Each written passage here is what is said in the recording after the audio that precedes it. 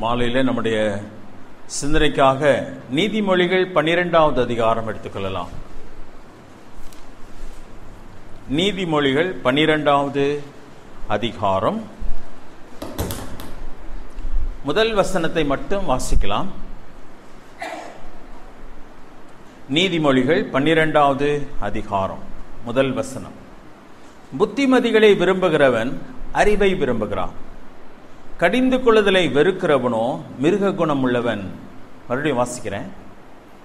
புத்திமதிகளை விரும்புகிறவன் அறிவை விரும்புகிறான், கடிந்து கொள்ளுதலை வெறுக்கிறவனோ மிருக குணம் உள்ளவன். புத்திமதி என்று சொன்னால் என்ன? ஆலோசனை என்று சொல்லலாம். பிள்ளைகளுக்கு பெற்றோர் புத்திமதி சொல்லுவாங்க, பெரியவர்கள் தங்களை விட சிறியவர்களுக்கு புத்திமதி சொல்லுவாங்க, ஆலோசனை சொல்லுவாங்க. அப்படி ஆலோசனை சொல்லும் பொழுது அந்த ஆலோசனை நான் நினைக்கும் காரியத்திற்கு சில நேரத்தில் மாறா இருக்கும். நான் இதுதான் சரின்னு நினைச்சிட்டு இருப்பேன், இன்னொருத்தர் பெரியவங்க வந்து சொல்லுவாங்க, தம்பி அது தப்புப்பா, நீ இப்படிதான் செய்யணும் அப்படி சொல்லுவாங்க. ஆலோசனை என்று சொல்லும்போது சில நேரத்தில் நான் நினைப்பதற்கு அது மாறாக இருக்கலாம். அந்த ஆலோசனை சில நேரத்தில் நான் செய்வது தவறு என்று சொல்லி சுட்டிக்காட்டும் ஒரு காரியமா இருக்கலாம். சத்துல ஆலோசனை சொல்லும் போது நீங்க செய்யறது ரைட்டு பிரதர், நீங்க இன்னும் இப்படி செஞ்சீங்கன்னா நல்லா இருக்கும் சொல்லுவாங்க. சில நேரத்தில் நான் செய்யறதுக்கு நேர் எதிர்மாறா இருக்கலாம். நீங்க செய்யறது தப்பு பிரதர், இப்படிதான் செய்யணும் அப்படி சொல்லுவாங்க. அதனாலே என்னுடைய சுயம் பாதிக்கப்படும், என் உணர்வுகள் பாதிக்கப்படும். என்ன தப்புன்னு சொல்லிட்டாரே அப்படி சொல்லி கஷ்டமா இருக்கும். ஏன்னா நான் ரைட்டுன்னு நினைச்சு செஞ்சிட்டு இருக்கேன், இதுதான் நியாயமானதுன்னு நினைக்கிறேன், ஆனா அது தப்புன்னு சொல்றாங்களே. சோ புத்திமதி என்று சொல்லும் பொழுது, ஆலோசனை என்று சொல்லும் பொழுது அது சில வேளையில நம்முடைய வாழ்க்கையில அநேக பாதிப்புகளை ஏற்படுத்தலாம். ஆனா இந்த வசனம் சொல்லுகிறது, புத்திமதிகளை விரும்புகிறவன் அறிவை விரும்புகிறான், அறிவை விரும்புகிறான். ஒரு உதாரணத்தை பார்க்கலாம். யாத்திராகமம் 18வது அதிகாரம். மோசே தேவனாலே அழைக்கப்பட்ட ஒரு மனிதன். லட்சக்கணக்கான மனிதர்களை வழிநடத்தும்படியாக அவனை தேவன் அழைத்திருந்தார். முதல்ல மாட்டேன்னு சொன்னான், ஆனால் தேவன் அழைத்ததினாலே கடைசியில் வருகிறான். மோசையை பொறுத்தவரையிலே பார்வோனுடைய அரண்மனையிலே வளர்ந்தவன், கலைகளிலே தேர்ந்தவன், எல்லா விதமான கல்விகளை பெற்றவன், சாதாரணமான மனிதன் அல்ல. இப்பொழுது ஆண்டவரும் அவனை அழைத்திருக்கிறார். இப்ப எகிப்திலிருந்து அவங்க வெளியவும் வந்துட்டாங்க. லட்சக்கணக்கான மனிதர்களை அழைத்து கொண்டு வருகிறார். மோசே முன்னாடி மட்டும் நடந்து போறவர் மட்டும் கிடையாது, அவன் தலைவனாய் இருந்ததினாலே எல்லா ஜனங்களுக்கும் நியாய விசாரணை செய்கிறவன். கோர்ட் என்னைக்குமே உண்டு. ஒரு வீடுன்னு சொன்னாலே பிரச்சனைகளை பெற்றோர் என்ன பண்ணி ஆகணும், பிள்ளைங்க 4 பேர் இருக்கிறப்ப பிரச்சனை வரும், தீர்த்து வைக்கணும். குடும்பத்தில் பெரியவங்க பிரச்சனை வரும் பொழுது, வாங்கப்பா உட்காருங்கப்பா பேசுங்கப்பா அப்படி சொல்லி லட்சக்கணக்கான மனிதர்களை வழி நடத்தி கொண்டு போகிற மோசே ஜனங்களை என்ன பண்ணணும், நியாயம் விசாரிக்க வேண்டும். சில நேரத்தில் இவன் இந்த மாதிரி எனக்கு செஞ்சிட்டான், என் பொருளை எடுத்துக்கொண்டான் என்று சொன்னா விசாரணை நடக்கும். அதனால தான் நம்ம நாட்டில் போலீஸ் ஸ்டேஷன் இருக்கு, கோர்ட் இருக்குது, ஹைகோர்ட் இருக்கு, சுப்ரீம் கோர்ட் இருக்கு. ஏன்னா ஜனங்களுடைய தீர்ப்பு செய்வதற்காக, நியாய தீர்ப்பு செய்வதற்கு. அது போல அவன் செய்யணும், செய்துதான் ஆக வேண்டும். ஏன்னா அவ்வளவு ஜனங்கள் இருக்கிறதுனால. இந்த 18வது அதிகாரத்தில் வாசிப்போமானால், யாத்திராகமம் 18வது அதிகாரம் 13ஆம் வசனத்தை நான் வாசிக்கிறேன், நல்லா கவனிங்க. இந்த சம்பவம் சிலருக்கு தெரிந்திருக்கலாம், பலருக்கு தெரியாமல் இருக்கலாம். மோசே வழிநடத்தி வரும் பொழுது 13ஆம் வசனம். மறுநாள் மோசே ஜனங்களை நியாயம் விசாரிக்க உட்கார்ந்தான். அவனுடைய சீட்ல உட்கார்றான். ஜனங்கள் காலமே துவங்கி சாயங்காலம் மட்டும் மோசைக்கு முன்பாக நின்றார்கள். ஏன்னா ஒவ்வொருத்தராக தான் விசாரிக்க முடியும், அவ்வளவு பிரச்சனை இருக்கு. நான் இந்த நம்ம எஸ்எஸ் காலனி போலீஸ் ஸ்டேஷனை பார்த்தா எங்க கூட்டம் குறைஞ்சாலும் எங்க கூட்டம் குறையாது. அது ஞாயிற்றுக்கிழமையானாலும் சரி, சனிக்கிழமையானாலும் அங்கே கூட்டம் இருந்துட்டே இருக்கும். அப்போ அவ்வளவு பிரச்சனையான்னு யோசிப்பேன் நான். இங்கே மோசே உட்காருகிறான். காலையிலிருந்து சாயங்காலம் வரைக்கும் மக்கள் என்ன இருக்காங்க, வரிசையில் நின்றுட்டு இருக்காங்க. இத மோசையினுடைய மாமா பார்க்கிறார். ஏன்னா மோசையினுடைய மனைவியினுடைய தகப்பனார். இப்ப பிள்ளைகளை பார்ப்பதற்காக அவர் வந்திருந்ததுனாலே மோசே செய்யறத மாமா பார்க்கிறார். 14ஆம் வசனம், ஜனங்களுக்கும் அவன் செய்த யாவையும் மோசையின் மாமன் கண்டு, அப்படி சொல்லிருக்கு 14ஆம் வசனத்துல. நீ ஜனங்களுக்கு செய்யற இந்த காரியம் என்ன? நீர் ஒன்றியாய் உட்கார்ந்திருக்கவும் ஜனங்கள் எல்லாரும் காலமே துவங்கி சாயங்காலம் மட்டும் முன்பாக நிற்க வேண்டியது என்ன என்றான். என்னப்பா அது? காலையிலிருந்து உட்கார்ந்து இருக்கிற ஜனங்கள் நின்றுட்டே இருக்கிறாங்க, நீ செய்யறது என்ன அப்படி சொல்லி கேட்கிறான். அப்ப மோசே நியாயம் சொல்லுகிறான். 15ஆம் வசனம், அப்பொழுது மோசே தன் மாமனை நோக்கி, தேவனிடத்தில் விசாரிக்கும்படி ஜனங்கள் என்னிடத்தில் வருகிறார்கள். சரியா? அதான் டிஸ்பியூட் மட்டும் கிடையாது. ஆண்டவர் இந்த காரியத்தில் எங்களுக்கு என்ன சொல்லுகிறேன், அன்னைக்கு வேத வசனம் கிடையாது. ஆவியானவர் ஒவ்வொருத்தர் மத்தியிலே ஒவ்வொருத்தருக்குள்ளே நமக்குள்ளே இருப்பது போல இருப்பது கிடையாது. அப்ப கர்த்தர் என்ன சொல்லுகிறார் என்பதையும் மோசே கேட்டு சொல்ல வேண்டும். அப்ப சொல்ல ஜனங்கள் வராங்க, நான் கேட்டு தானே சொல்லி ஆகணும், நான் என்ன பண்றது அப்படி சொல்றேன். 16ஆம் வசனம், அவர்களுக்கு யாதொரு காரியம் உண்டானால் என்னிடத்தில் வருகிறார்கள், நான் அவர்களுக்குள்ள வழக்கை தீர்த்து தேவ கட்டளைகளையும் அவருடைய பிரமாணங்களையும் தெரிவிக்கிறேன் என்றான்.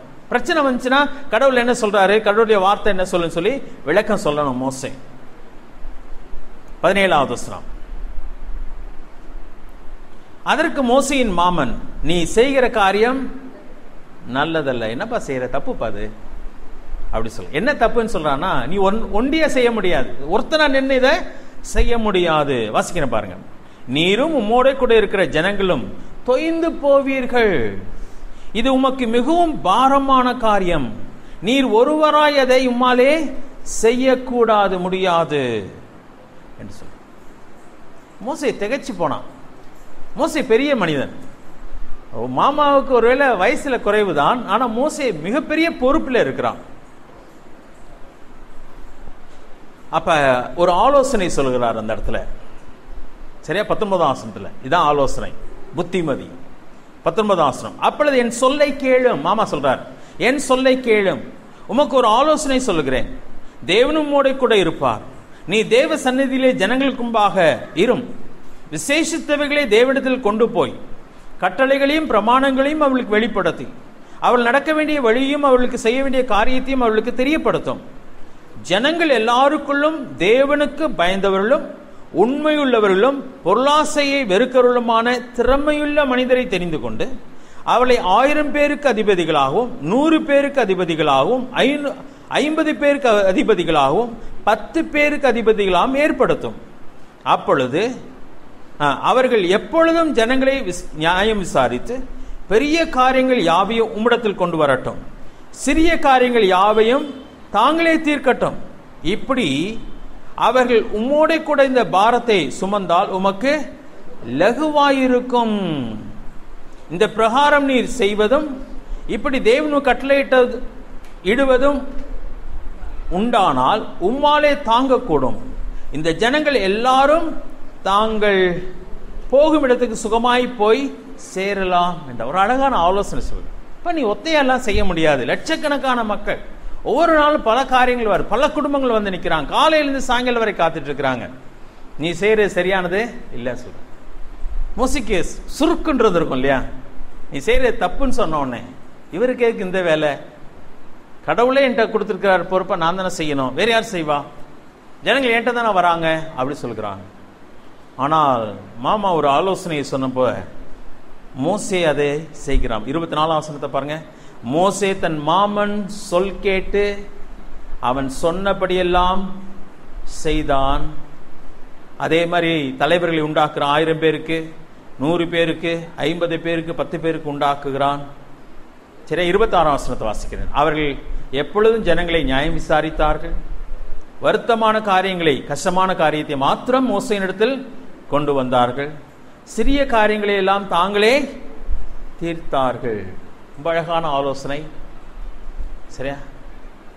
இதுதான் ஆலோசனை. சில நேரத்தில் நாம் ஒரு காரியத்தை செய்யும் பொழுது இதான் சரி என்று நினைத்து கொண்டிருக்கும் போது சில நேரத்தில் ஆலோசனைகள் கொடுக்கப்படுகிறது. தேவனே அந்த ஆலோசனையை கொடுக்கலாம். சில நேரத்தில் அதை மனிதர்கள் மூலமாய் கொடுக்கலாம், பெற்றோர் மூலமாய் கொடுக்கலாம், பெரியவர்கள் மூலமாய் கொடுக்கலாம், சபை மூப்பர்கள் மூலமாய் கொடுக்கலாம். அதை நாம் கவனிக்க வேண்டும். அதை என்ன இவங்க இப்படி சொல்லிட்டு இருக்கிறாங்கன்னு சொல்லி எதிர்க்கிற ஒரு தன்மை நமக்கு நல்லது கிடையாது. நீதிமொழியில் வந்துடலாமா? நீதிமொழிகள் 12வது அதிகாரம். அதுதான் அந்த இடத்துல ஆண்டவர் சொல்லுகிறார், புத்திமதிகளை விரும்புகிறவன் அறிவை விரும்புகிறான். ஒரு பெரிய மாற்றம் மட்டுமல்ல, இலகு மட்டுமல்ல, ஒரு பெரிய ஒரு இன்வென்ஷன். அது ஒரு என்ன சொல்றது, கண்டுபிடிப்பு. இன்னைக்கு இந்த மேனேஜ்மெண்ட் சொல்லுவாங்க, சரியா, டிவிஷன் ஆஃப் லேபர் சொல்லுவாங்க. வேலைகளை பகிர்ந்து கொடுக்கிற காரியம். ஒருத்தரே தூக்கி சுமந்து எல்லா காரியத்தையும் செய்கிறத விட பலருக்கு அதை பிரித்து கொடுத்து செய்வது அழகான ஒரு காரியம். இது ஒரு பயங்கரமான ஒரு காரியம். இது எங்க இருந்து வந்தேன்னு சொன்னா, ஒரு வயதான மனிதன், அவரும் ஒரு ஆசாரியன் தான் வேதம் சொல்லுகிறது. அப்ப அந்த மனுஷன் தன்னுடைய அனுபவத்தின் அடிப்படையிலே தேவனுடைய ஆலோசனையை அங்கே கொடுக்கும் பொழுது, மோசே, நான் தலைவன், நான் இவ்வளவு லட்சக்கணக்கான மக்களை வழி நடத்திருக்கா, கடவுள் என்னை தெரிந்து கொண்டார், நீங்க சொல்றதெல்லாம் நான் கேட்கிற மாதிரி இல்லைன்னு சொல்லியிருந்தானா இந்த ஒரு பெரிய இலக்கு ஏற்பட்டிருக்காது. நீதிமொழியில் 11வது அதிகாரம் 14ஆம் வசனத்தை பாருங்க. நீதிமொழிகள் 11:14. ஆலோசனை இல்லாத இடத்தில் ஜனங்கள் விழுந்து போவார்கள். அநேக ஆலோசனைக்காரர் உண்டானால் சுகம் உண்டாகும். சேஃப்டின்னு சொல்லி ஆங்கிலத்தில் சொல்லியிருக்கு. பாதுகாப்பு உண்டாகும், சுகம் உண்டாகும், இலகு உண்டாகும். சில காரியங்கள் இலகுவாக போக முடியும். ஆலோசனை ரொம்ப முக்கியமான ஒரு காரியம். ஆலோசனை இல்லாத இடத்துல ஜனங்கள் விழுந்து போவார்கள். ஏன்னா ஒரு தப்பு செய்யும் போது பிள்ளைகளை பொறுத்தவரை, குழந்தைகளை பொறுத்தவரையில் வேதம் சொல்லுகிறது, பிள்ளையாண்டா நடக்க வேண்டிய வழியில் அவனை நடத்து. ஏன்னு சொன்னா பிள்ளையின் மனதிலே மதியினம் ஒட்டி இருக்கும். அது ரைட்டுன்னு தான் சொல்லும், அது நான் செய்யறது தான் கரெக்ட்னு சொல்லும். ஆனா அதுக்கு நம்ம சொல்லி தரணும், இதுதான்ப்பா சரி, இதுதான் இது தவறு என்பதை அந்த பிள்ளைக்கு சொல்லி கொடுத்து அந்த வழியிலே நாம் நடத்த வேண்டும். அது பெற்றோருடைய கடமை. சொல்லுவதற்கே ஆள் இல்லைன்னு வச்சுக்கோங்களேன், அது அப்படியே கெட்டு போய்விடும். நாம் சொல்ல வேண்டியது நம்முடைய கடமை. வேத வசனம் அற்புதமான காரியம். சபை அதற்கு ரொம்ப முக்கியமான ஒரு இடம். நாம் ஆண்டுடைய சமூகத்தில் அமரும் பொழுது தேவன் நம்மோடு கூட என்ன பண்ணுகிறார், பேசுகிறார். சிலத்தில் அது காயப்படுகிறது.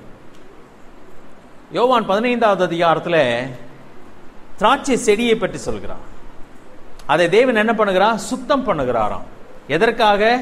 அதிக கனிகளை கொடுக்கும்படியாக. திராட்சை செடி கொடிகளை பற்றி நமக்கு தெரியுமானால் ப்ரூனிங் சொல்லுவாங்க. ஒவ்வொரு ஆண்டும் அது கனி காலம் முடிந்த பின்பு இலைகளாக உண்டாகும் போது இலைகளை நறுக்கி விட்டு விடுவார்கள். தேவையில்லாத கொப்புகள், கிளைகள் எல்லாவற்றையும் நறுக்கி விடுவார்கள். அது பழுக்க ஆரம்பிப்பதற்கு முன்பதாக வெறும் கொடியாக தான் இருக்கும். செடி கூட, அத இலைகள் கூட இல்லாமல் இருக்கும். அசிங்கமா இருக்கும் பார்ப்பதற்கு.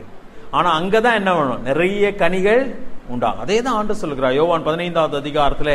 அவர் சொல்லும் பொழுது அதை எடுத்து வாசிக்கலாமே, சிலருக்கு பிரயோஜனமா இருக்கிறதுக்காக. யோவான் 15வது அதிகாரத்தில் 2வது வசனத்தை பாருங்க. ஆண்டவர் என்ன சொல்லுகிறார்? முதல் வசனத்தில் பார்க்கும்போது, நான் மெய்யான திராட்சை செடி, என் பிதா திராட்சை தோட்டக்காரர். நம்ம தான் கொடிகள், அது பின்னாடி சொல்லப்படுகிறது. சரியா, நம்ம கொடிகள். 2ஆம் வசனம், என்னில் கனி கொடாதிருக்கிற கொடி எதுவோ அதை அறுத்து போடுகிறார். கனியே வரலன்னா அதை வெட்டி தூக்கி போட்டுருவாங்க.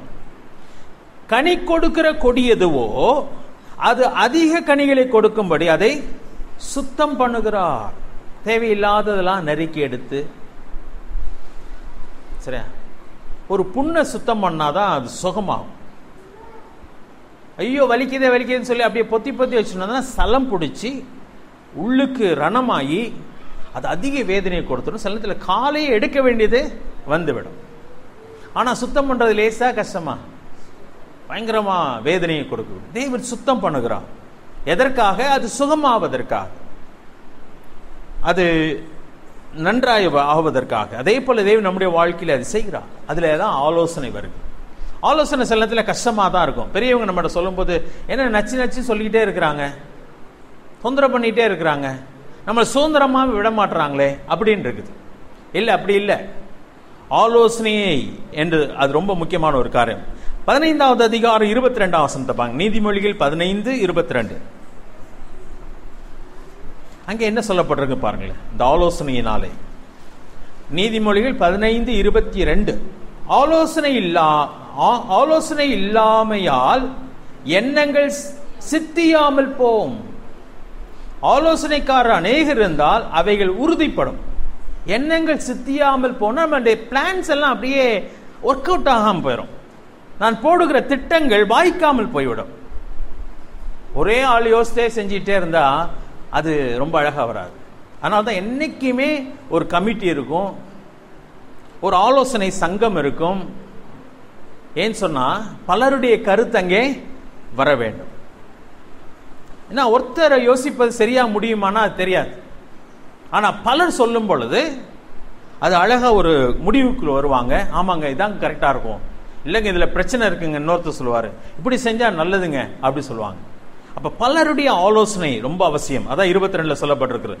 ஆலோசனை இல்லாமல் எண்ணங்கள் சித்தியாமல் போம்.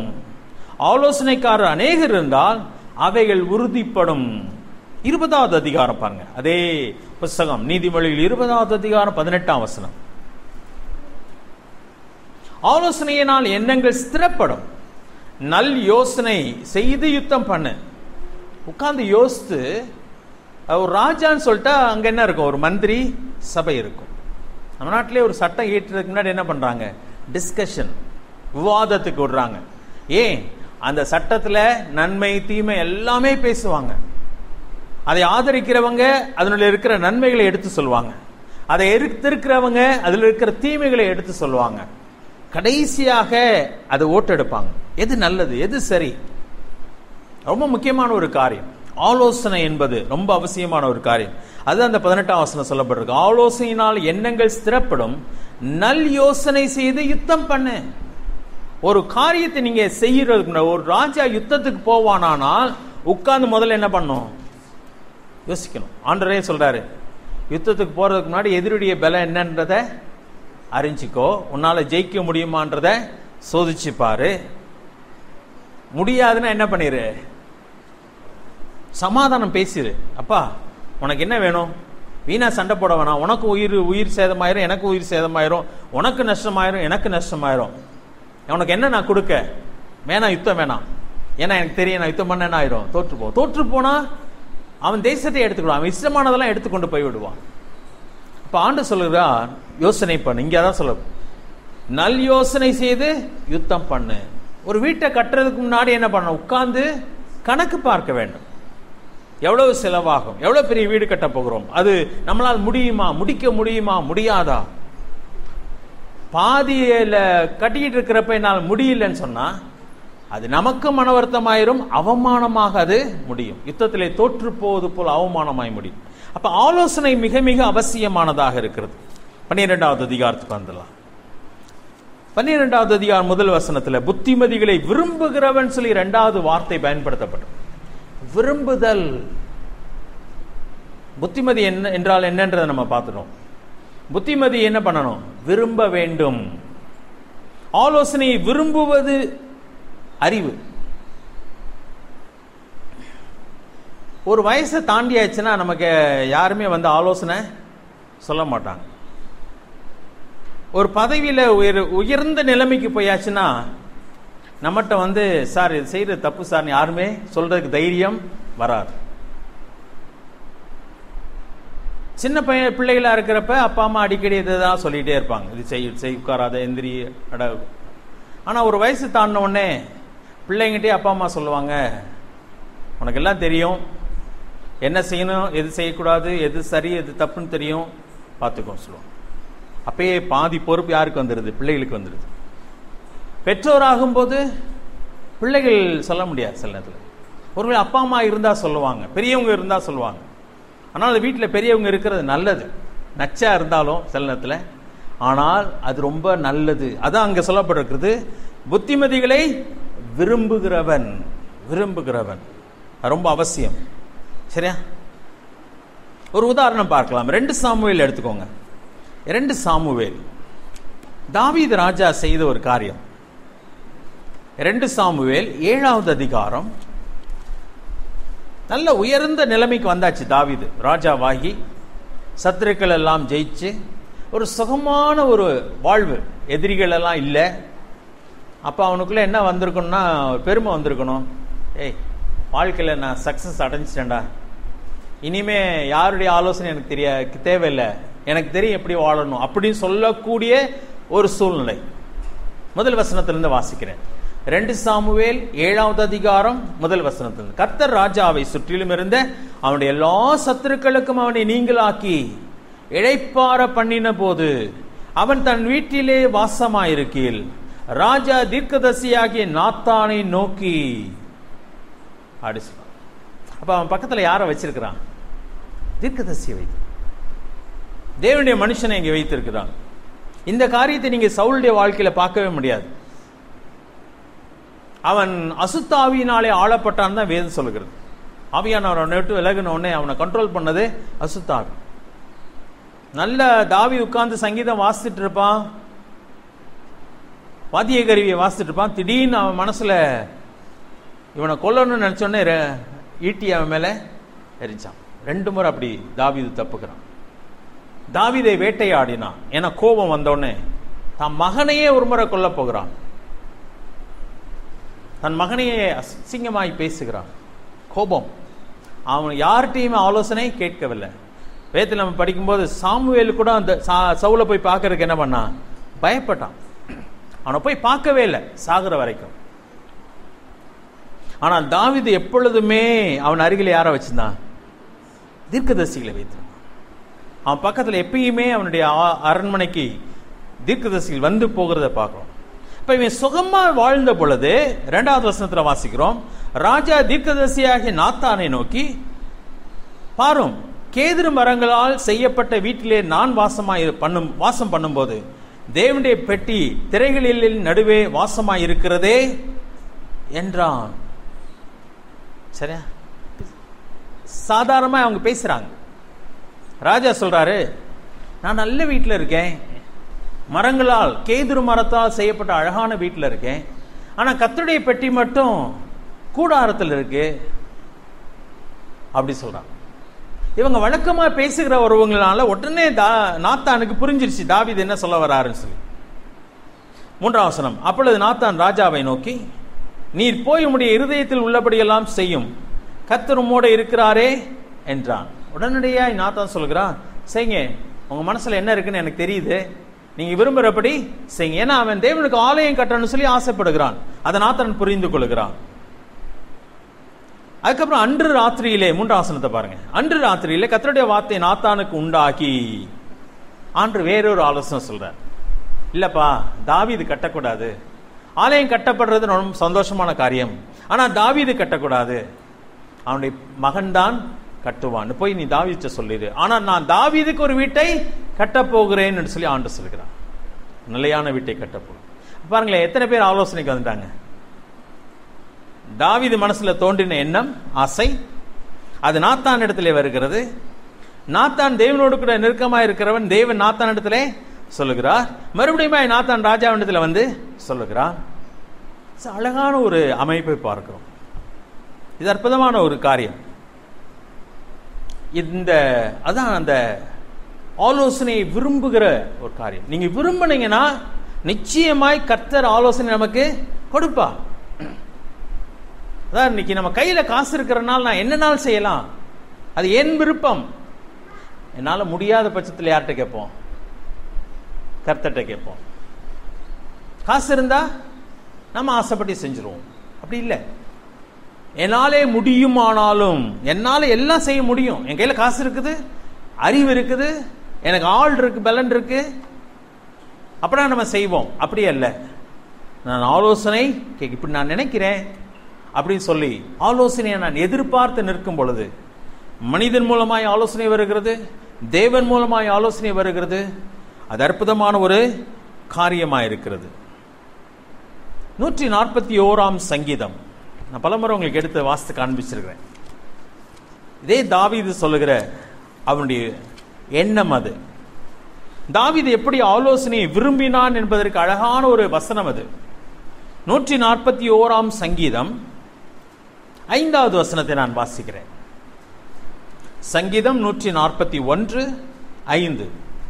நீதிமான் என்னை தயவாய் குட்டி, கொட்டுறது சரியா, குட்டினா என்ன, கொட்டி என்னை கடிந்து கொள்ளட்டும், அது என் தலைக்கு எண்ணெயை போல் இருக்கும், என் தலை அதை அல்லல் தட்டுவதில்லை, அவர்கள் இக்கட்டுகளில் நான் இன்னும் ஜெபம் பண்ணுவேன். அவர்கள் இக்கட்டுகளில் நான் ஜெபம் பண்ணுவேன். தாவீதுடைய ஆசை என்ன சொல்றாரு? நீதிமான் என்னை தயவாய் கொட்டட்டும். சின்ன பிள்ளைல என்ன சொல்லுவாங்க, கொட்டுறது. நான் பெரியவன யார் என்ன கொட்டுவா? யாருமே என்ன கொட்ட மாட்டாங்க. ஆனா எனக்குன்னு சிலரை நான் வைத்திருக்க வேண்டும் என்னை கொட்டுவதற்கு. தம்பி இது செய்த தப்புப்பா அப்படி சொல்றதுக்கு எனக்கு ஒரு ஆளு வேண்டும். மனிதர்களிலே வேண்டும், தேவன் எனக்கு வேண்டும், அதற்கு நான் அனுமதி கொடுக்க வேண்டும், நான் அதை விரும்ப வேண்டும். இப்ப என்கிட்ட ஒரு ஆலோசனை சொல்றீங்க, பாஸ்டர் சரியில்லைன்னு சொல்றீங்க, நீங்கெல்லாம் எனக்கு ஆலோசனை சொல்ல ஆரம்பிச்சிட்டீங்க அப்படின்னு நான் சொல்லிட்டேன்னா நீங்க இன்னொரு முறை என்கிட்ட சொல்ல மாட்டீங்க. அப்ப நான் அந்த கதவை அடைக்கிறேன். ஆனா சொல்லலாம், நீங்க சொல்றது எனக்கு புரியல, நான் யோசிச்சுட்டு உங்களுக்கு பதில் சொல்றேன். எனக்கு என்னமோ நீங்க சொல்றது சரியா தெரியல பிரதர், ஆனா நீங்க சொன்னது ரொம்ப ரொம்ப சந்தோஷம், நான் அதை விரும்புகிறேன் என்பதை காட்ட வேண்டும். ஒருவேளை நான் அவங்க சொன்னதுதான் ரைட்டுன்னு சொன்னா நான் மறுமுறை அவங்கள்ட்ட என்ன சொல்லணும்? நீங்க சொன்னதான் பிரதர் ரைட்டு, நான் யோசித்து பார்த்தேன், நான் செஞ்சது தப்பு தான். தாவீது அதாங்க சொல்றார். இதே நாத்தான் தான் தாவீது பாவம் செய்த பொழுது நறுக்குன்ட்டு கொட்டு வச்சான். ஒரு அழகான கதையை சொல்லி தாவீது பயங்கரமா கோவப்படுறான். அப்ப நாத்தான் சொல்றான், நீதான் அந்த மனுஷன் பாவம் செய்தவன் சொல்லி முகத்துக்கு நேராய் கையை நீட்டினாலும் தாவீது நாத்தான் மேலே கோவப்படல, ஆண்டவர் முன்பதாக முழங்கால் படி இருக்கிறான், ஆண்டவரிடத்திலே கதறுகிறான். அதுதான் அற்புதமான ஒரு காரியம். அதுதான் அவனுடைய அனுபவத்தை தான் இந்த இடத்துல எழுதுகிறான். அந்த வசனத்தை மறுபடியும் வாசிக்கலாம், நல்லா கவனிங்க. அதாவது நீங்க ஆண்டவர்கிட்ட சொல்லணும், சில நபர்களை உங்க வாழ்க்கையில ஏற்படுத்தி வச்சுக்கணும், சிலர்கிட்ட நீங்க சொல்லணும், நான் அது தப்பு பண்ணா தயவு செய்து என்கிட்ட சொல்லுங்க, எனக்கு ஆலோசனை சொல்லுங்க. சரியான நபர்களை நீங்கள் உங்க வாழ்க்கையிலே தெரிந்தெடுத்து வைத்துக் கொள்ள வேண்டும். அவங்க தைரியமா உங்கள்கிட்ட பேசுற மாதிரி நீங்க வாசலை திறந்து வச்சிருக்கணும். தேவன் உங்களிடத்திலே சொல்லணும். தேவனும் பாருங்களேன், ஒரு தடவை சொல்லுவார், 2 தடவை சொல்லுவார், 3 தடவை சொல்லுவார். நீங்க கவனிக்கவே மாட்டேன்ட்டீங்கன்னா, தேவன் சொல்றது நீங்க காது கொடுக்கவே இல்லைன்னு சொன்னா தேவனும் சொல்றதை என்ன பண்ணிடுவாரு? நிறுத்திடுவார். ஆனா நமக்கு ஆலோசனை சொல்ல மாட்டார், ஏன்னா இவன் கேட்க மாட்டான்னு தெரியும் அவருக்கு. நம்மை போலதான் நம்ம 4 பேர் ஒருத்தட்ட 4 தடவை சொல்லி பார்ப்போம், 5ஆவது தடவை சொல்ல மாட்டோம். இவன் சொன்னாலும் கேட்க மாட்டான்னா நம்ம போயிடுவோம். அதே போல தேவன் நிறுத்தி விடுவார். அப்ப நான் வாசலை திறந்து வைக்க வேண்டும், நான் விரும்புகிறேன் என்பதை காட்ட வேண்டும். இந்த வசனத்தை மறுபடியும் வாசிக்கலாம். 141:5. நீதிமான் என்னை தயவாய் குட்டி. அப்ப என்ன ஒருத்தன் நீ செய்யற தப்புன்னு சொன்னா அது தயவா கொடூரமா?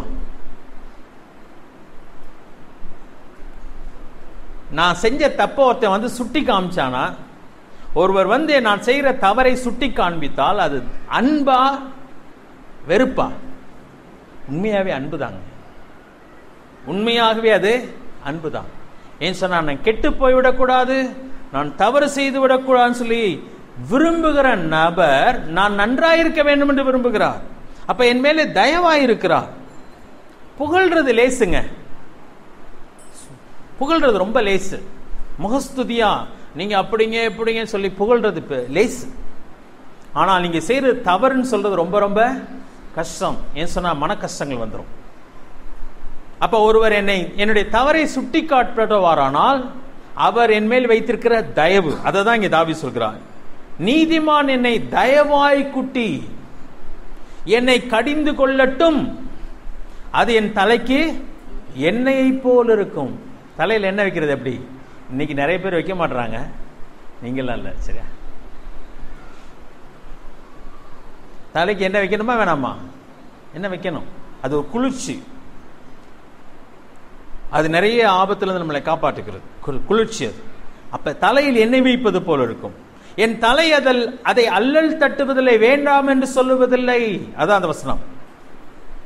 அவர்கள் இக்கட்டுகளில் நான் இன்னும் ஜெபம் பண்ணுவேன். இது ஏன் சேர்ந்திருக்கு அந்த வசனத்துல? அவர்கள் இக்கட்டுகளில் நான் இன்னும் ஜெபம் பண்ணுவேன் அப்படின்னா அவங்களுக்கு கஷ்டம் வரப்ப நான் அவங்களுக்காக என்ன பண்ணுவேன்? ஜெபம் பண்ணுவேன். அதான் நான் அவர்களை நேசிப்பேன். எனக்கு ஆலோசனை சொல்லுகிறவர்கள், என் தவற்றை சுட்டி காட்டுவர்களை நான் வெறுக்க கூடாது. நான் அவர்களை என்ன பண்ணணும்? நேசிக்கணும். ஏன்னு சொன்னா அவங்க என்னை நேசிக்கிறவர்கள். அப்ப அவங்களுக்கு கஷ்டம் வந்துச்சுன்னா நான் என்ன பண்ணணும்? அவங்களுக்கு உதவி செய்யணும். நான் அவங்களுக்கு ஆலோசனை சொல்ல முடியாது, ஒருவேளை அவங்க மூத்தவங்களா இருக்கலாம். நான் அவங்களுக்காக என்ன பண்ணலாம்? ஜெபம் பண்ணலாம். அதுதான் தாவீது சொல்கிறான். அவர்கள் இக்கட்டுகளில் நான் இன்னும் ஜெபம் பண்ணுவேன் அவர்களுக்காக. அப்படின்னா நான் அவர்களை நேசிப்பேன் என்பதை அழகாய் சொல்ல. நம்முடைய வாழ்க்கையில யார் நமக்கு ஆலோசனை சொல்றவங்க இருக்காங்க? வாழ்க்கையில இருக்காங்களா இல்லையா? யோசிச்சு பார்க்கணும். நமக்கு யார் ஆலோசனை சொல்லுகிறது? ரொம்ப முக்கியமான ஒரு காரியம். ஆலோசனை இல்லாத இடத்துல ஜனங்களுக்கு சீர்கெட்டு போய் விடுவார்கள், கெட்டு போய் விடுவார், விழுந்து போய் விடுவார்கள். நமக்கு யார் ஆலோசனை? முதலாவது ஆலோசனை கர்த்தர் தாங்க.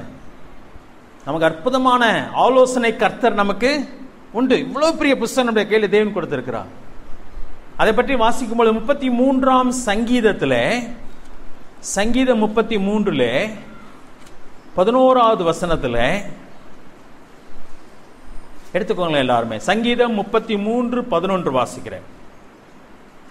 கர்த்தருடைய ஆலோசனை நித்திய காலமாகவும் அவருடைய இருதயத்தின் நினைவுகள் தலைமுறை தலைமுறைக்கும் நிற்கும். சரியா? மாறாத ஆலோசனை. அவருடைய ஆலோசனை எது வரைக்கும் இருக்குமா? சிலருடைய ஆலோசனை அந்த சூழ்நிலைக்கு தான் பொருந்தும், அடுத்த வருஷமே அது பொருந்தாது. சில நேரத்தில் எல்லா சூழ்நிலையிலும் அது பொருந்தாது. ஆனா தேவனுடைய ஆலோசனையோ நித்திய காலத்திற்கும் தலைமுறை தலைமுறைக்கும் நிற்கும். அது தேவனுடைய ஆலோசனை. அதாங்க நம்ம கையில் இருக்கு. ஏசாயா எடுத்துக்கலாமா? ஏசாயா 28வது அதிகாரம். ஏசாயா 28வது அதிகாரம். நீங்க எல்லாரும் எடுக்கணுன்றதுக்காக தான் நான் மெதுவா சொல்லிட்டு வரேன். சரியா? எடுக்கணும், எடுத்து பாருங்க. ஏசாயா 28வது அதிகாரம் 29வது வசனம். இதுவும் சேனையின் கர்த்தராலே உண்டாகிறது. அவர் ஆலோசனையில் ஆச்சரியமானவர், செயலில் மகத்துவமானவர். அதான் சேனையின் கர்த்தரின் ஆலோசனை ஆச்சரியமானது. ஆண்டவர் சொல்றதை மட்டும் செய்யுங்க. அது புரியலைனாலும் அதை செய்யுங்க. அது அவருடைய ஆலோசனை, தேவனுடைய வசனம். இன்னைக்கு அது நமக்கு விளங்கலை. இது இப்படி செஞ்சாலும் பொருந்துமா? இந்த காலத்துல இந்த நூற்றாண்டுலையும் இது பொருந்துமா சொன்னா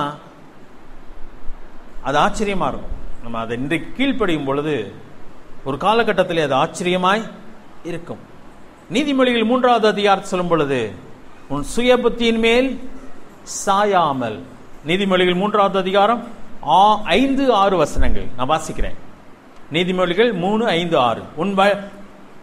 உன் சுயபத்தியின் மேல் சாயாமல் உன் முழு இருதயத்தோடு கர்த்தரிடத்தில் நம்பிக்கையாயிருந்து உன் வழிகளில் எல்லாம் அவரை நினைத்துக்கொள், அப்பொழுது அவர் உன் பாதைகளை செவ்வைப்படுத்துவார். சுயபுத்தியில் சாய வேணாம். எனக்கு தெரியுங்க, எனக்கு அனுபவம் இருக்குங்க அப்படின்னு சொல்லும் பொழுது நிறைய நேரத்தில் நம்ம தப்பு பண்ணிடுறோம். தெரிந்தாலும் அனுபவம் இருந்தாலும் ஆண்டவரிடத்திலே போய் முழங்கால் படிவிட்டு, ஆண்டவரே நான் இப்படி செய்ய விரும்புகிறேன், சரியா தவறா ஆண்டவரே எனக்கு வழிகாட்டும். சரியா? ஆண்டவர் ஒவ்வொரு முறையும் வித்தியாசமாய் செயல்படுகிறவர். எரிகோ பட்டணத்தை பிடிச்சப்ப ஆண்டவர் என்ன செய்ய சொன்னார்? 6 நாள் ஒவ்வொரு முறை சுற்ற சொன்னார் எரிகோ பட்டணத்தை. 7வது நாள் 7 முறை சுற்ற சொன்னார். பேசக்கூடாதுன்னு சொல்லிட்டார். ஆனா சுற்றி முடிந்த உடனே ஆர்ப்பரியுங்கள் என்று சொல்கிறார். மதில் தானாக இடிந்து விழுந்தது. ஒரு சின்ன ஊர் அடுத்தது ஆயிப்பட்டணம். அத இவங்களே போய் வேவு பார்த்துட்டு வந்தாங்க. வந்துட்டு சொல்றாங்க 3000 பேர் போனா போதுங்க, அவ்வளவு பேர் எதுக்கு போகணும், வேஸ்டா அப்படின்னு சொல்லி ஆலோசனை பண்ணி இவங்களே பிளான் பண்ணி போறாங்க. 36 பேர் செத்து போறாங்க. வேஸ்டா போச்சு, தோல்வி. 36 பேர் மரணம். ஒன்று பாவம் இருந்தது, 2வது அங்க ஆலோசனை கேட்கல. ஆலோசனை கேட்டிருந்தா என்ன நடந்திருக்குன்னு சொன்னா, ஒன்று ஆண்டு சொல்லியிருப்பார், உங்க பாளையத்தில் என்ன இருக்கு, பாவம் இருக்குது, அதை முதல்ல சரி பண்ண சொல்றார். இரண்டாவது எப்படி போகணும்னு சொல்லியிருப்பார். ஏன்னு சொன்னா கடைசியில சொல்லுகிறார், ஒரே குரூப்பா போகாதீங்க, 3 பிரிவா பிரிஞ்சு பின்னாடியும் முன்னாடியுமா தாக்குங்க சொல்றார் ஆண்டவர். அழகான ஒரு யுத்த பிளானே கொடுக்கிறார். ஆண்டவர் ஒவ்வொரு இடத்துல ஒவ்வொரு மாதிரி செய்கிறார். சமுத்திரத்தை ஆண்டவர் எப்படி பிளந்தார்? கோலை தூக்குன்னு சொல்லிட்டார். சரியா? மோசையின் இடத்துல அவர் காற்றை அனுப்பினார், அது பிளந்து வழிவிட்டது. யோர்தான் நதி எப்படி பிளந்துச்சு? ஆசாரியருடைய கால்கள் தண்ணீரிலே பட வேண்டும் என்று சொன்னார். அது கரை புரண்டு ஓடிக்கொண்டிருந்தது.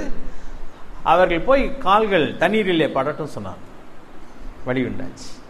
ஒவ்வொரு இடமும் வித்தியாசமா ஆண்டு செய்கிறார். ஏன் அப்படி செய்கிறார்?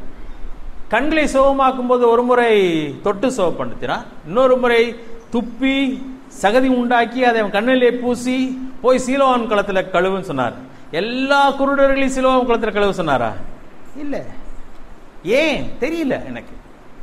அப்ப அவருடைய ஆலோசனைகள் ஆச்சரியமானது, நம்மளுக்கு விளங்காது. ஆனா தேவனிடத்தில் ஆலோசனை கேட்க வேண்டும், நம்முடைய சுய புத்தியினே சாயக்கூடாது. இப்ப முதலாவது ஆலோசனை எங்கிருந்து வர வேண்டும் சொன்னா கர்த்தரிடத்திலிருந்து வர வேண்டும். இரண்டாவது ஆலோசனை, தேவ மனிதர்களை நாம் நாடலாம்.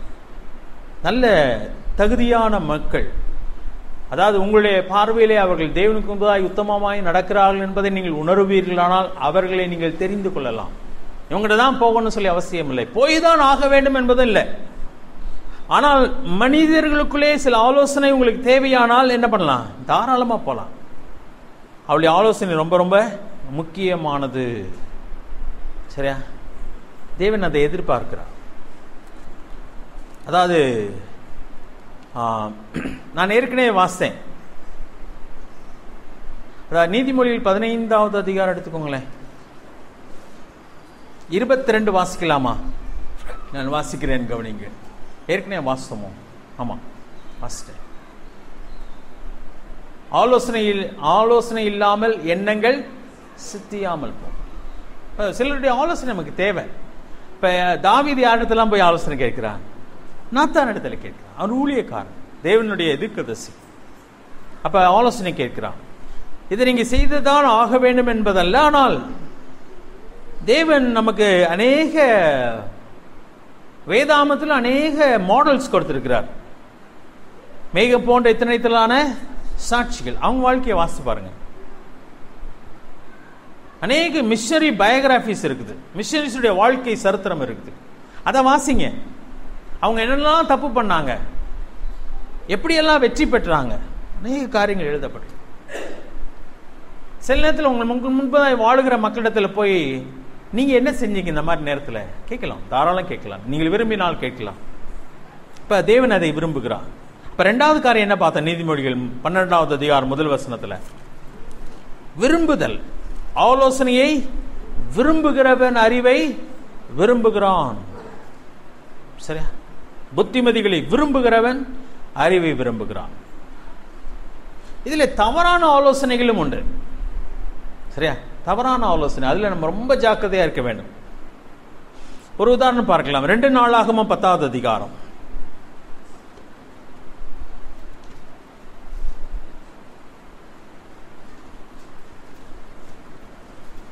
2 நாளாகமம் 10வது அதிகாரம் 8வது வசனம். இது யாருன்னு சொன்னா சாலமோனுடைய மகன் ரெகோபெயாம். அவன் ராஜாவாய் வந்த உடனே, சாலமோனுடைய மரணத்துக்கு பின்பதாக, அவன் வாலிபன். அவன் என்ன செய்கிறான் என்பதை பாருங்க.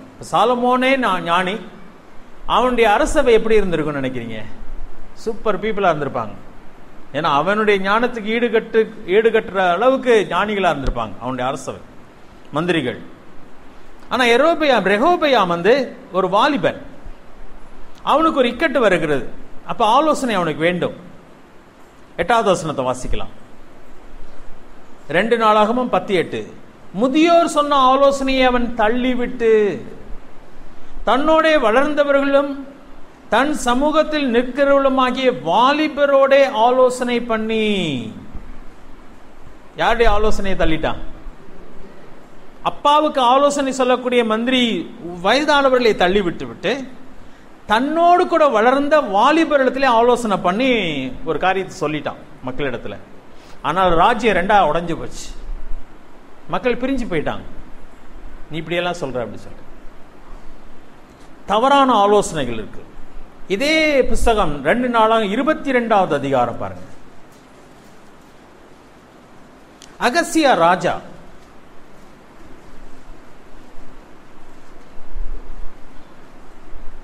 அகசியா ராஜாவை இங்கே நாம் வாசிக்கும் பொழுது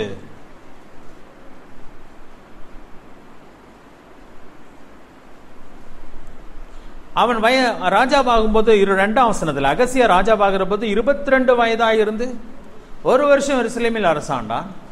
ஒம்ரியின் குமார்த்தியாகிய அவன் தாயின் பேர் அத்தாலியாள்.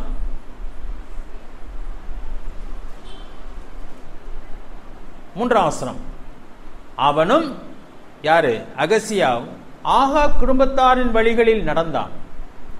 துன்மார்க்கமாய் நடக்க அவனுடைய தாய் அவனுக்கு ஆலோசனைக்காரியாய் இருந்தாள். தாய் தாங்க, ஆனா அவ எப்படிப்பட்ட ஆலோசனை கொடுத்தா? துன்மார்க்கமாய் நடப்பதற்கு, கர்த்தரை விட்டு விலகி நடப்பதற்கு ஆலோசனை கொடுக்கிற ஒரு தாய். அதனால அவன் வாழ்க்கை 1 வருஷம் தான், அவன் வாழ்க்கை முடிஞ்சிச்சு. சரியா? அது 4ஆம் வசனம் பின்பகுதியை பாருங்களேன். 4ஆம் வசனம் முழுசையும் கூட வாசிக்கிறேன். அவன் ஆகாபின் குமாரரை போல் கர்த்தரின் பார்வைக்கு பொல்லாப்பானதை செய்தான். அவன் தகப்பன் சென்று போன பின்பு அவர்கள் அவனுக்கு கேடான அவனுடைய ஆலோசனைக்காரராய் இருந்தார்கள். இன்னைக்கு நிறைய பேர் கெட்டு போவதற்கு காரணம் என்ன தெரியுமா? என்ன சொல்லுவாங்க? சேரா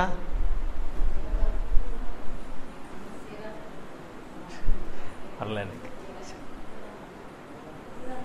கூடா நட்பு கேடாய் முடியும். சேரக்கூடாதவங்கிட்ட சேர்ந்து சேரக்கூடாதவங்களுடைய ஆலோசனையை பெறுகிறதுனால வருகிற விளைவு. நான் நல்லவன் தாங்க, ஆனால் சேரக்கூடாதவங்கிட்ட சேர்ந்து சேரக்கூடாதவங்களுடைய ஆலோசனையை பெற்றதுனால வருகிற அழிவு. இந்த இடத்துல பாத்தீங்கன்னா தாயினுடைய ஆலோசனையும் சொந்த குடும்பத்தாரின் ஆலோசனை. ஆனா அந்த ஆலோசனை எப்படி இருந்துச்சு? கேடான துன்மார்க்கமான ஆலோசனை. ரொம்ப ஜாக்கிரதையா இருக்க வேண்டும். சங்கீதம் 1:1 என்ன சொல்லுகிறது?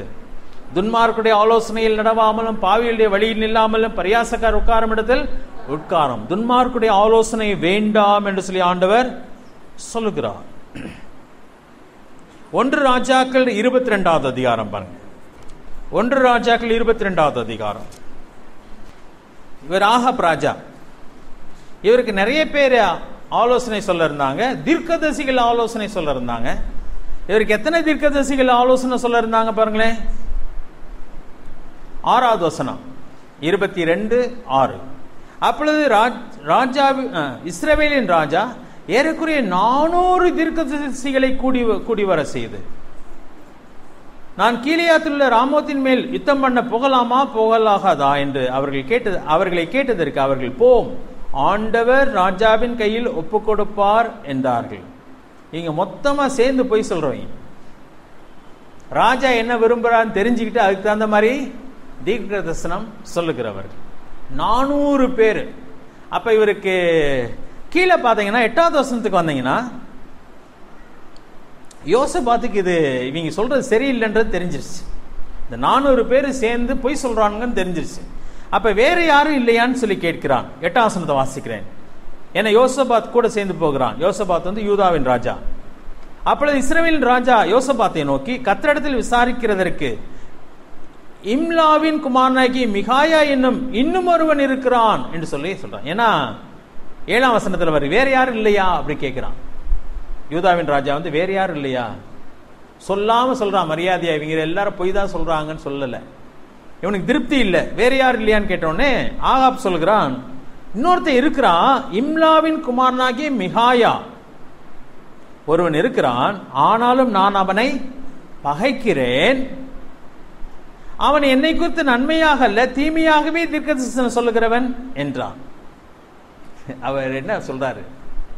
என்னை குறித்து தீமையா சொன்னா நீ தப்பு செஞ்சா தப்புன்னு தானே சொல்ல முடியும். ரைட்டுண்டா சொல்ல முடியும்.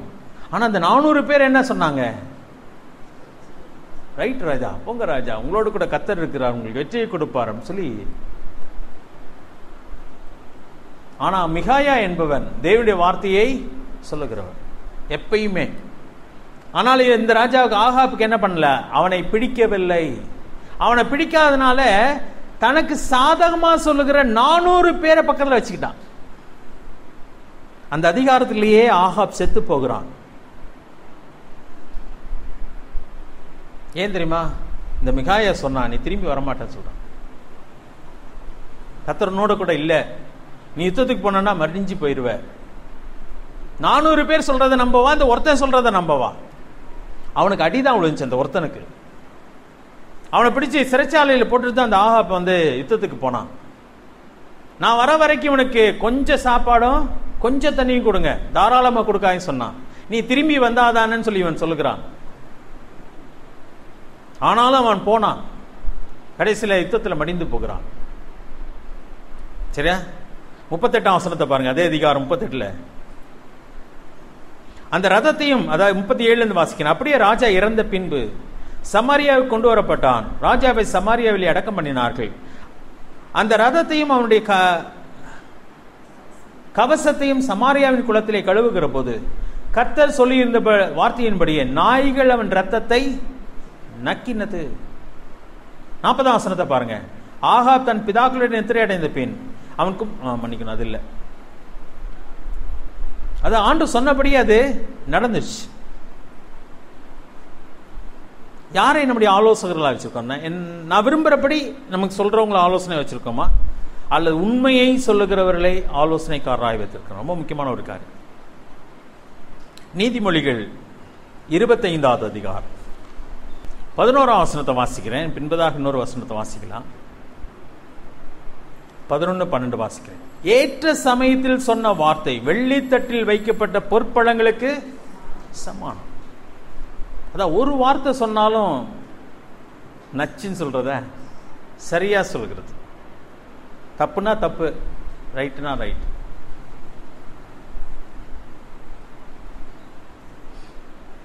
ரொம்ப முக்கியமான காரியம். ஆண்டவர் சொல்கிறார், ஏற்ற சமயத்தில் சொல்லப்பட்ட வார்த்தை வெள்ளித்தட்டில் வைக்கப்பட்ட பொற்பழங்களுக்கு சமானம்.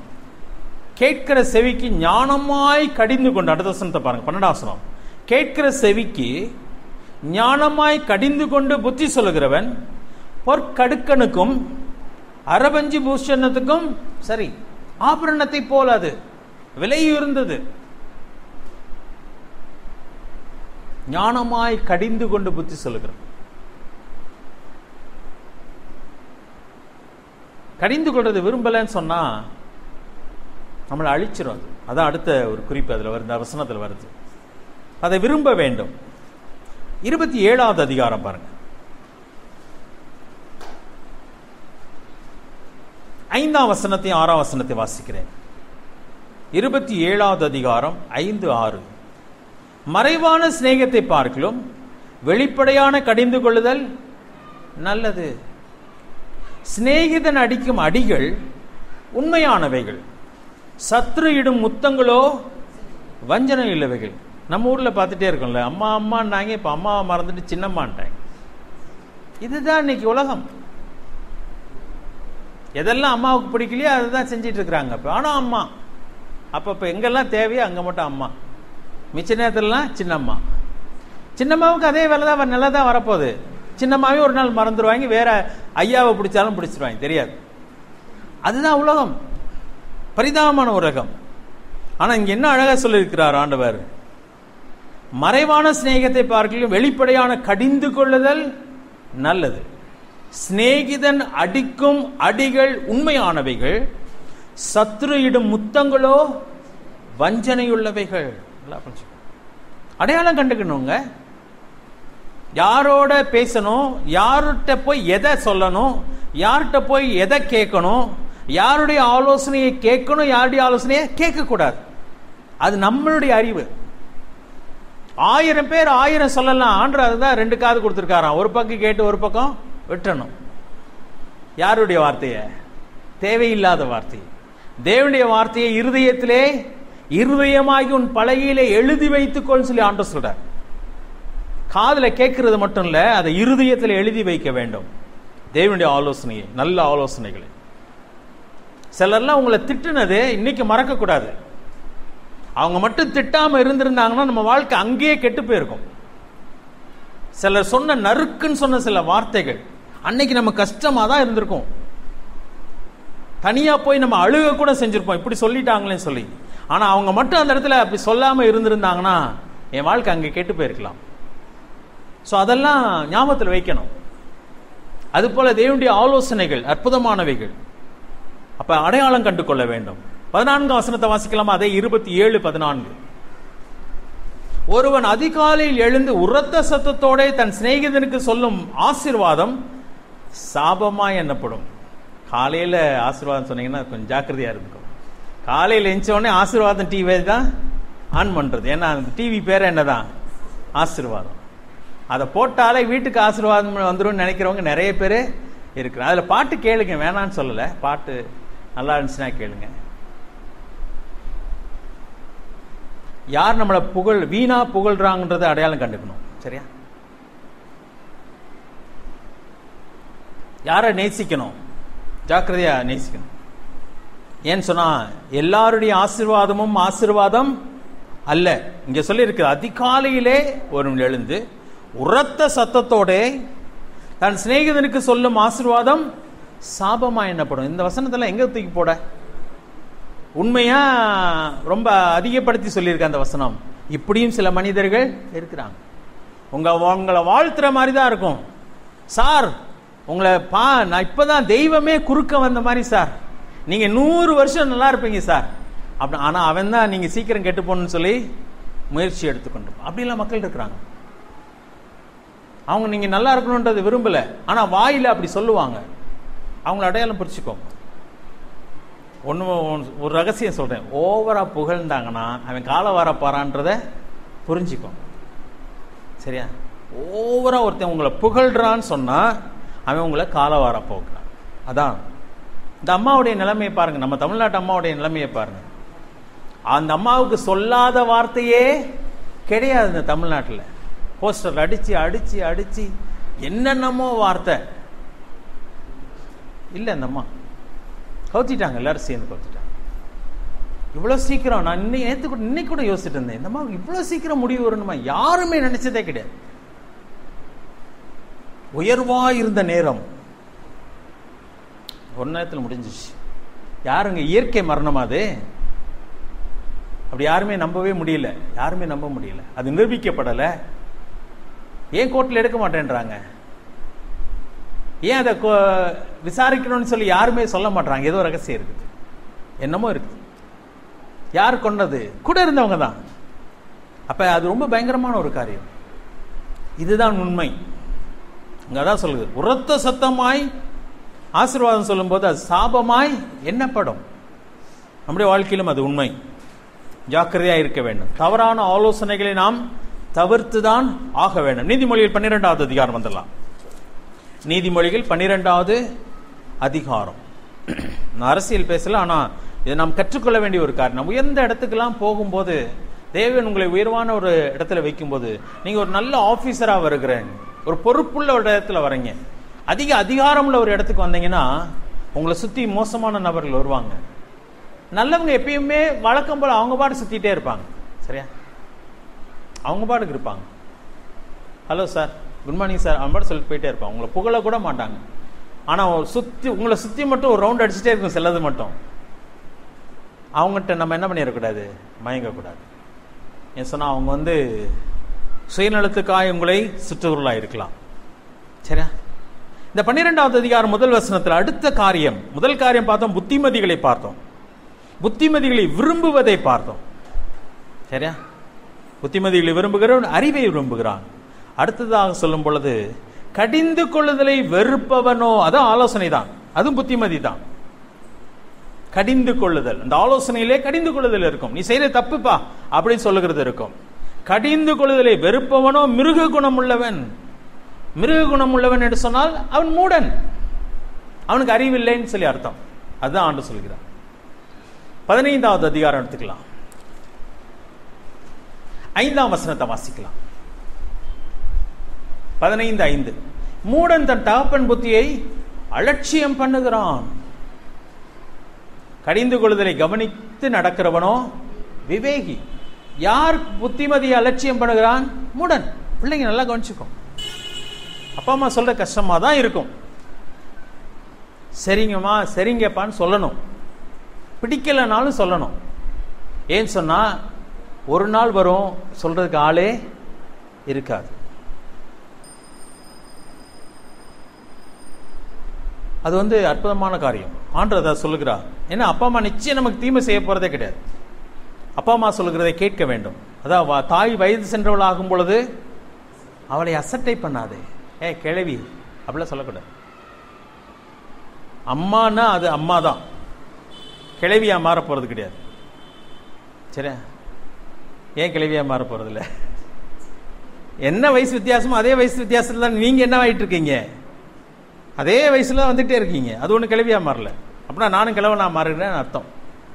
அதனால அவங்க மரியாதைக்குரியவங்க. அதனாலதான் வேத தெளிவா சொல்லுது, தாய் வயது சென்றவள் ஆகும்போது அவளை அசட்டை பண்ணாதே. உனக்கு ஒன்றும் தெரியாது, நீ உட்காரு அப்படின்லாம் இல்லை. சில நேரத்தில் அவங்க சொல்வது சரியா கூட இல்லாமல் இருக்கலாம். அவங்களுக்கு மெதுவாக எடுத்து சொல்லலாம். இல்லை இது நீ சொல்றது சரியில்லைப்பா, இந்த மாதிரி இருக்கலாம் இப்படி இருக்கலாம் அப்படி சொல்லலாம். சரியா? அது ரொம்ப முக்கியமான ஒரு காரியம். மூடன் தன் தகப்பன் புத்தியை அலட்சியம் பண்ணுகிறான். அதாவது எப்பொருள் யார் வாய் கேட்பினும் அப்பொருள் மெய்ப்பொருள் காண்பது அறிவு. சில நேரத்தில் சின்ன பிள்ளைங்க கூட சில நேரத்தில் ஒரு அற்புதமான ஆலோசனையை சொல்லிட்டு போயிடுவாங்க. நான் கேள்விப்பட்டது, நான் பார்த்ததில்ல. இந்த ஆரப்பாளையம் கேப்ரனால் பக்கத்தில் மேலே ட்ரெயின் போகும், கீழே ரோடு போகும். இங்கே நடந்ததா வேற எங்கேயே நடந்தான்னு தெரியாது. ஒரு லாரி வரும்போது மேலே சிக்கிருச்சு. அது உயரமா திங்ஸ் இருந்தனால மேலே சிக்கிருச்சு. எவ்வளவோ முயற்சி எடுத்து பார்த்தாங்க, இங்கிட்ட எடுக்க முடியல அங்கிட்ட எடுக்க முடியல. டிராபிக் ஜாம் ஆயிடுச்சு. எவ்வளோ பேர் முயற்சி எடுக்கிறாங்க, என்ஜினியர்ஸ் எல்லாம் வந்துட்டாங்க, யாராலையும் ஒன்றும் செய்ய முடியல.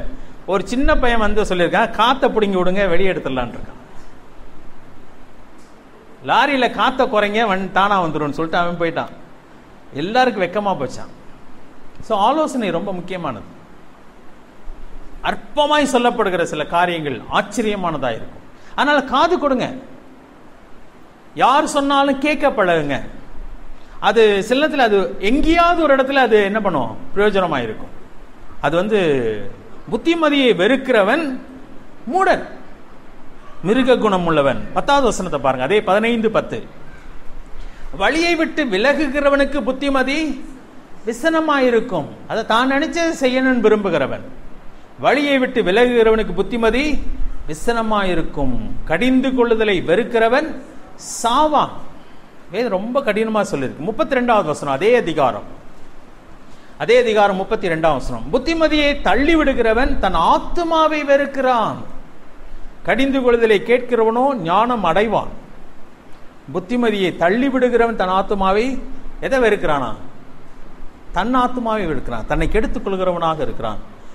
10வது அதிகாரம் 17ஆம் வசனம், நீதிமொழிகள் 10வது அதிகாரம் 17ஆவது வசனம். புத்திமதிகளை காத்துக் கொள்கிறவன் ஜீவ வழியில் இருக்கிறான். கண்டனையை அதாவது கண்டிப்பை வெறுக்கிறவனோ மோசம் போகிறான். இத்தனை வசனங்கள் இருக்கு பாருங்களேன். 13வது அதிகாரம் 18வது வசனம், 13வது அதிகாரம் 18வது வசனம். புத்திமதிகளை தள்ளுகிறவன் தரித்திரத்தையும் லட்சையும் அடைவான். கடிந்து கொள்ளுதலை கவனித்து நடக்கிறவனோ கனம் அடைவான்.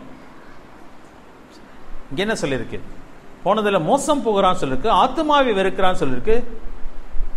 இங்க சொல்ல இருக்கிறது தரித்திரம் அடைவான், லட்சையை அவமானத்தை அடைவான் சொல்லப்படும். ரொம்ப ஆலோசனை ரொம்ப ரொம்ப முக்கியம். அதனால்தான் ரொம்ப சிம்பிளான்னு சொல்லிட்டார். ஆலோசனை இல்லாத இடத்துல ஜனங்கள் சீர்கெட்டு போவாள், கெட்டு போயிடுவாங்க. ஆலோசனை ரொம்ப ரொம்ப அவசியம். சபை எவ்வளவு முக்கியம் தெரியுமா? உங்களிடத்திலிருந்து நான் கற்றுக்கொள்கிறேன், என்னிடத்திலிருந்து நீங்க கற்றுக்கிறீங்க. தேவன் அதற்காக தான் அதை ஏற்படுத்தியிருக்கிறார். குடும்பம் எவ்வளவு முக்கியம் தெரியுமா? பிள்ளைகளுக்கு தாத்தாவை பார்க்கறாங்க, பாட்டியை பார்க்கறாங்க. பிள்ளைங்க வளரும் போது அப்பா அம்மாவை பார்க்கறாங்க. அவங்க தான் அவங்களுக்கு மாடல். சபை இந்த ஐடா இப்போ பார்த்துட்டே இருந்து பாட்டு புத்தகத்தை தூக்கிட்டு இங்கே விட்டா முன்னாடி வந்திருக்கும் பாரு. அதுக்கு ஒரு ஆலோசனை. இது கற்றுக்கொள்கிற நேரம். அது ரொம்ப முக்கியமான ஒரு காரியம். ஒருவர் பார்த்து கற்றுக்கொள்வது. வெளியே இல்லைங்க, கற்றுக்கொள்றதுக்கு ஒண்ணுமே இல்லை. வெளியே அசுத்தமான காரியங்கள் தான் வெளியே இருக்குது. சுத்தமான காரியங்கள் ஒண்ணுமே இல்லை. கற்றுக்கொள்வதற்கு அங்கே வெளியே ஒண்ணுமே இல்லை. ஆனா நம்முடைய குடும்பம் கற்றுக்கொள்கிற ஒரு இடமா இருக்கணும். தாத்தா பாட்டி கற்றுக்கொள்கிற இடம் பிள்ளைகளுக்கு. அதே போல சபை கற்றுக்கொள்ளும் ஒரு இடம். அற்புதமான ஒரு காரியம். ஒரே ஒரு உதாரணத்தை மட்டும் பார்த்து முடிச்சிடலாம். 2 சாமுவேல் 24வது அதிகாரம். தாவீது அவன் ஆலோசனை பெற்றான். நம்ம பின்னாடி வாஸ்தவம் சரியா? நாத்தானிடம் அவன் ஆலோசனை பெற்றான். ஆனா இந்த இடத்துல பாருங்க, அவன் ஆலோசனையை தள்ளினதினாலே வந்த விளைவு. 2 சாமுவேல் 24வது அதிகாரம் 1 முதல் நான் வாசிக்கிறேன். கர்த்தருடைய கோபம் திரும்ப இஸ்ரவேலின் மேல் மூண்டது. இஸ்ரவேல் யூதா என்பவர்களை இலக்கம் பார்க்க, அதாவது கணக்கு எடுக்க வேண்டும் என்று அவளுக்கு விரோதமாய் சொல்கிறதுக்கு தாவீது ஏவப்பட்டான். தாவீது மனசுல ஒரு ஆசை வந்துச்சு. என்ன வந்துச்சு? நம்ம ஜனங்கள் எவ்வளவு பேர் இருக்கிறாங்க சொல்லி கணக்கெடுப்போம் சொல்லி யோசிக்கிறான். முதல் கணக்கெடுப்பு எங்க நடந்துச்சு? இயேசு பிறக்கிறப்ப உலக ரோம் அரசாங்கம் அதை எடுத்துச்சு. ஆனா ஆண்டு சொன்னாரு, நீ கணக்கெடுக்க வேணாம் சொல்ற. ஆபிரகாமின் சந்ததி எப்படி ஆசீர்வதிப்பேன்னு சொன்னார்? கடற்கரை மணல் எத்தனையா நட்சத்திரங்களை என்ன கூடுமானால் ஜனத்தை என்ன முடியும் சொல்ல. ஆண்டருடைய ஆசீர்வாதம். அதை நீ கணக்கெடுக்க வேணாம் சொல்ற. அல்ல, ஆண்டவர் சொல்லி இருக்கிறார் இஸ்ரவேல் ஜனங்களுக்கு. ஆனா தாவீதுக்கு திடீர்னு ஒரு ஆசை வந்துச்சு. என்ன எடுக்கணும்? நான் எவ்வளவு பேருக்கு ராஜா அப்படின்னு சொல்லி அவன் பார்ப்பதற்காக சொல்லுகிறான். 2வது வசனம். அப்படியே ராஜா தன்னோடு இருந்த சேனாதிபதியாகிய யோவாபை பார்த்து, ஜனங்களின் இலக்கத்தை நான் அறியும்படிக்கு நீ தான் முதல் பெயர்சபா மட்டுமல்ல இஸ்ரவேலின் கோத்திரமெங்கும் சுற்றி திரிந்து ஜனங்களை தொகையிடுங்கள் என்றான். யோவாப் அவனுடைய சேனாதிபதி அவனை கூப்பிட்டு சொல்றான், ஊரெல்லாம் போய் கணக்கெடுப்பான் சொல்றான். 3ஆம் வசனம். அப்பொழுது யோவாப் ராஜாவை பார்த்து, ராஜாவாகிய என் ஆண்டவனுடைய கண்கள் காணும்படி உம்முடைய தேவனாய கர்த்தர் ஜனங்களை இப்பொழுது இருக்கிறதை பார்க்கலும் 100 மடங்கு அதிகமாய் வர்த்திக்க பண்ணுவாராக. ஆனாலும் என் ஆண்டவனாகிய ராஜா இந்த காரியத்தை விரும்புகிறது என்ன என்றான். சொல்றான், இப்ப எவ்வளவு பேர் இருக்காங்களோ அது மாதிரி 100 மடங்கு அதிகமாகட்டும். ஆனா ராஜா ஏன் இதை போய் விரும்புறீங்க? ஏன்னா தேவனுக்கு இது விருப்பம் இல்லை. தேவன் விரும்பாதது எதுக்கு செய்ய சொல்றீங்கன்னு சொல்றான். அதான் ராஜாட்ட ரொம்ப மரியாதையா தான் பேசணும். ஏன்னா இவன் சேனாதிபதி, ராஜாட்ட மரியாதை இல்லாம பேசணும். இதெல்லாம் நீங்க செய்யக்கூடாது ராஜான்னு சொல்ல முடியாது. அவன் சொல்லுகிறான், ஜனங்கள் 100 மடங்காய் ஆகட்டும். ராஜா இதை விரும்புவது என்ன சொல்லி கேட்கிறான். 4வது வசனம். ஆகிலும் யோவாபும் ராணுவ தலைவரும் சொன்ன வார்த்தை செல்லாதபடிக்கு ராஜாவின் வார்த்தை பலத்தது. பலத்தனா ராஜா ஓங்கி கத்திட்டான். நான் சொல்றேன் செய்யுங்க, போய் கணக்கு எடுத்துட்டு வாங்க. ஓங்கி கத்தனோன்னு இவங்க என்ன பண்ண முடியல. அதுக்கப்புறம் ஒண்ணுமே சொல்ல முடியல. ராஜாவுக்குள்ள ஒரு பெருமை வந்தது. ஆலோசனையை கேட்க மறுக்கிறான். வெள்ளமாய் அவன் சத்தம் போடுகிறபடினாலே யோவாவும் ராணுவ தலைவர்களும் புறப்பட்டு போயிட்டாங்க என்றதுக்காக. 10வது வசனத்துக்கு வரலாம். இவ்விதமாய் ஜனங்களை எண்ணின பின்பு எல்லாம் வேலை முடிஞ்சிச்சு. ராஜாவின் இருதயம் அவனை வாதித்தது.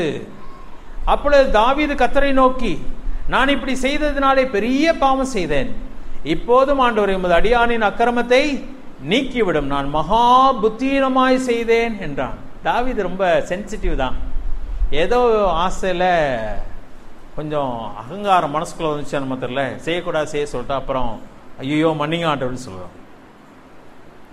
15ஆம் வசனம் கடைசியில் பாருங்க. 15ஆம் வசனத்தை வாசிக்கிறேன். அப்பொழுது கர்த்தர் இஸ்ரவேலின் அன்று காலை தொடங்கி குறித்த காலம் வரைக்கும் கொள்ளை நோயை வரப்பண்ணினார். அதனால் தான் முதல் பெயர்சபா மட்டுமல்ல ஜனங்களில் 70,000 பேர் செத்து போனார். ராஜாவுக்கே ஒரு மாதிரி ஆச்சு. அப்பதான் சொல்றான், அக்கிரமம் செய்தது நான் அல்லவா ஆண்டவரே, ஆடுகள் என்ன செய்தது? கெஞ்சுகிறான். 70,000 பேர் செத்து போனாங்க. எவ்வளவு பெரிய நஷ்டம் பாருங்களேன். ஆலோசனை ரொம்ப முக்கியம். யாராவது சொன்னாங்கன்னா கொஞ்ச நேரம் உட்கார்ந்து யோசிங்க. உங்களால் ஏத்துக்கிட முடியாட்டினாலும் உட்கார்ந்து யோசிக்கணும். ஏத்துக்கோங்க, மெதுவா செய்யுங்க, கொஞ்சம் தள்ளி போடுங்க உங்க தீர்மானம் எடுக்கிறத. ஜெபம் பண்ணுங்க இன்னும் அதிகமா. என்ன செய்யலான்றத ஆண்டுகிட்ட கேளுங்க, ஆண்டவர் வழி நடத்துவார். கோபத்தில் ஒரு முடிவு எடுக்காதீங்க, அவசரத்திலேயும் ஒரு முடிவை எடுக்கக்கூடாது. சிலத்தில் ஆண்டவர் சில காரியங்களை தடுக்கிறது போல தெரிந்தால் கொஞ்ச நேரம் தள்ளி போட்டுங்க, அவசரப்படாதீங்க. ஒருவேளை புருஷன் ஒரு காரியம் செய்ய சொல்லும் போது மனைவி வேண்டான்னு சொன்னா கொஞ்சம் அதை யோசிக்க, ஏன் அவ சொல்றா அப்படின்னு சொல்லி. அதே போல புருஷன் வேண்டாம் என்று சொல்லும்போது மனைவி யோசிக்கணும் கொஞ்சம். ஏன் சொன்னா குடும்பம் என்பதிலே உங்களுடைய உறவு தான் ரொம்ப முக்கியம். சிலத்துல அப்படிதான் அவர் சொல்லுவார். அனனியா சப்பிரால் வாழ்க்கையில பாத்தீங்கன்னா 2 பேருமே ஆலோசனை சொல்லாததுனாலே, ஒருவருக்கு ஒருவர் ஆலோசனை சொல்லாததுனால அந்த குடும்பமே அழிஞ்சு போச்சு. இப்ப தேவன் ஆலோசனை நம்ம கொடுத்திருக்கிறார். அவருடைய வசனமே நம்முடைய ஆலோசனை. அடுத்து நம்மை சுற்றி வாழுகிறவருடைய ஆலோசனை, அதெல்லாம் ரொம்ப முக்கியமான ஒரு காரியம். அதை நாம் அறிந்து கொள்வோமானால் அது ஆச்சரியமான ஒரு காரியம். ஆலோசனை இல்லாத இடத்துல ஜனங்கள் சீர்கெட்டு போய் விடுவார்கள். அது லட்சியம் உண்டாக்கும், தரித்திரத்தை உண்டாக்கும், அநேக காரியங்கள் வாசம். ஆலோசனை வேண்டும். ஆண்டவர்கிட்ட கேட்போம், ஆண்டவரே உங்களுடைய ஆலோசனை எனக்கு தாரும். சரியான ஆலோசனைக்கு கொடுக்கக்கூடிய நபர்களை நான் கண்டுபிடிக்க கிருபை தாரும். உங்களுடைய ஆலோசனையை விரும்ப கிருபை தாரும். என்னை சிலர் வந்து கொட்டி சொல்லட்டும், அவங்கள நான் நேசிப்பான்றன்னு சொல்லும் பொழுது நிச்சயமா நம்ம ஆண்டவர் வழி நடத்துவார். ஜெபம் பண்ணலாமா? தலையில் தாழ்த்து. எங்களை நேசிக்கிற நல்ல ஆண்டவரை துதிக்கிறோம், ஸ்தோத்திரம். மாலை வேளையிலே நம்முடைய வசனத்தை நாங்கள் படிக்க எங்களுக்கு உதவி செய்தீர். நம்முடைய ஆலோசனை எங்களுக்கு கொடுத்தீர். ஆலோசனை எவ்வளவு அவசியம் என்பதை சொல்லுங்கள். ஆலோசனையை விரும்புகிறவன் புத்திமதியை விரும்புகிறான், கடிந்து கொள்ளுதலை வெறுக்கிறவனோ மிருக குணம் உள்ளவன் சொல்லி வேதத்தில் வாசிக்கிறோம். உடைய வேத வசனமே எங்களுக்கு ஆலோசனையா இருக்கிறது. உடைய வார்த்தை எங்களுக்கு ஆலோசனையா இருக்கிறது. நீர் ஆலோசனையில் ஆச்சரியமானவர். நீரே ஆலோசனை கர்த்தருமாய் இருக்கிறீர். உடைய வேத வசனம் உடைய ஞானமாய் இருக்கிறது. அதை எங்களுக்கு கொடுத்திருக்கிறீர். அதை நாங்கள் படிக்கிறோம், தியானிக்கிறோம். சபையாக, தனியாய், குடும்பமாக நாங்கள் படிக்கும் பொழுது உடைய ஆலோசனையை நாங்கள் ஒரு பொழுதும் தள்ளிவிடாதபடிக்கு எங்களை காத்துக்கொள்ளும். அதே போல எங்களை சுற்றி உள்ளவர்கள் எங்களுக்கு ஆலோசனை சொல்லும் பொழுது அதை அலட்சியம் செய்யாதபடிக்கு எங்களை காத்துக்கொள்ளும். நாங்கள் ஆலோசனையை விரும்ப கிருபை தாரும். எங்களுக்கு ஆலோசனை கொடுக்கிற நபர்களை எங்களை சுற்றி நாங்கள் வைத்துக்கொள்ள எங்களுக்கு கிருபை தாரும். இந்த ஆலோசனை கொடுத்ததுக்காக நன்றி. உங்களுடைய வார்த்தைகளை எங்களுக்கு ஆசீர்வதித்தார். தேவனுடைய பிள்ளைகளை ஆசீர்வதியும் பலப்படுத்தும் கிருபை பாராட்டும். எல்லாவற்றையும் மீட்பு ரட்சகருமாய் இயேசு கிறிஸ்துவின் நாமத்தில் கேட்கும் நல்ல பிதாவே, ஆமென்.